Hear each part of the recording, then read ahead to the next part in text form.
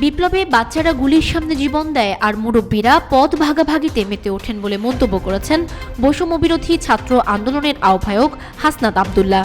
শনিবার রাজধানীর জাতীয় শিক্ষা ব্যবস্থাপনা একাডেমিতে শিক্ষা অধিকার সংসদ আয়োজিত এক আলোচনা সভায় তিনি একথা বলেন। বৈষম্যবিরোধী ছাত্র আন্দোলনের আহ্বায়ক বলেন, বাচ্চারা গুলির সামনে জীবন দেয় আর বিপ্লবের পর মুরব্বীরা পদ ভাগাভাগি করেন। ছাত্র জনতার অভ্যুত্থানে প্রধানমন্ত্রীর পদ থেকে ক্ষমতাচ্যুত শেখ হাসিনার সামনে প্রতিটি প্রশ্নের বিনিময়ে বুদ্ধিজীবীরা সুবিধা নিতেন বলেও অভিযোগ করেন হাসনাত আব্দুল্লাহ।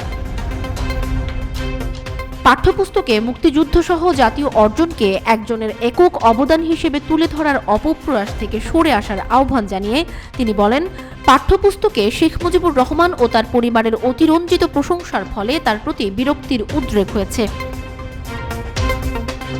হাসনাত আব্দুল্লাহ আরও বলেন, তরুণরা শুধু ইতিহাসের পাঠক নয়, এবার তারা ইতিহাস সৃষ্টি করেছেন। তাই ইতিহাসে যার যে অবদান পাঠ্যপুস্তকে তা যথাযথভাবে তুলে ধরতে হবে।